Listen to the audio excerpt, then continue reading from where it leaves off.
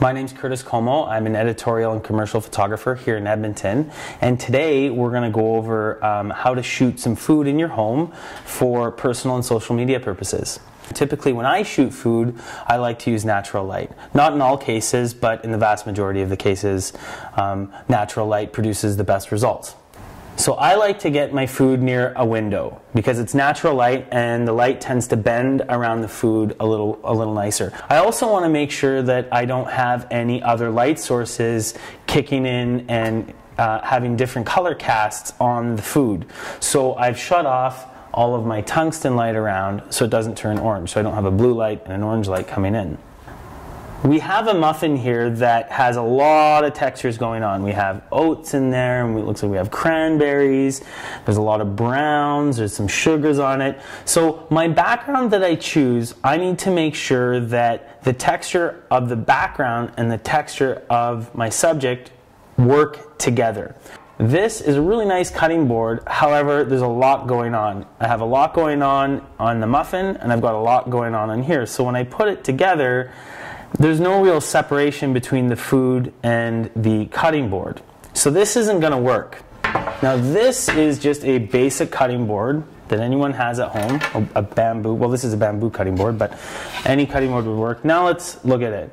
So now all of a sudden my muffin pops out. I've got darker warm colors and I've got lighter warm colors, and there's basically nothing going on in the background. It's a nice texture, but it's not competing against the muffin. So if you can see, all of a sudden it complements very well. So this is what we're going to shoot on. I'm going to probably shoot this thing at a 45-degree angle because from the top you can see it's not very symmetrical. It's kind of on its own program. So I'm going to shoot it at a 45-degree angle and focus on the details, because this actual muffin, the beauty of it is in all like the little, like we talked about, granolas, the cranberries, the texture. This is some pumpkin jam that we're going to add and style into the shot because, you know, for me, I eat jam with muffins. And if you look here, we've got this fancy little bowl.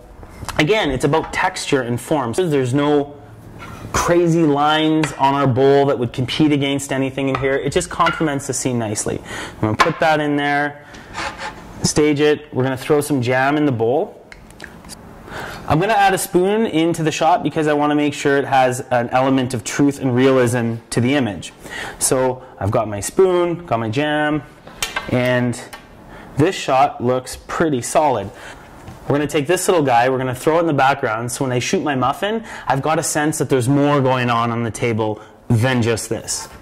I'm going to take this, lay it in the background just to blur it out of focus, and really condense my image and bring the focus right into this main muffin. There we go. And hold. One more.